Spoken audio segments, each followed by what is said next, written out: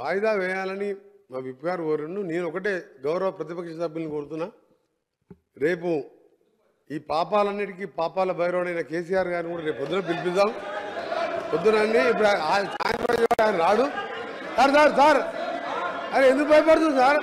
మన నల్గొండకు వచ్చి మన నల్గొండకు వచ్చి ఏం మాట్లాడింది సార్? ఆయన నల్గొండకు వచ్చిండు, హెలికాప్టర్లో కూర్చోవచ్చాడు, హెలికాప్టర్లో కూర్చోవచ్చాడు, కార్లో 5 నిమిషాలు రాలేదు అధ్యక్ష.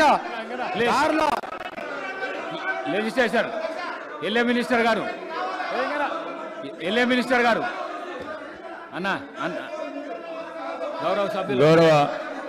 గౌరవ ప్రతిపక్ష సభ్యుల సార్, ఇప్పుడు గౌరవనీయ మంత్రివర్యులు ప్రధాన ప్రతిపక్ష నాయకుడి నుంచి ఉద్దేశించి ఆయన మాట్లాడిన మాటల్ని బేషరతుగా వారు ఉపసంహరించుకోవాలి, లేదా మీరైనా రికార్డుల నుంచి తొలగించాలి. ఆ తర్వాతనే మేము మాట్లాడతాం.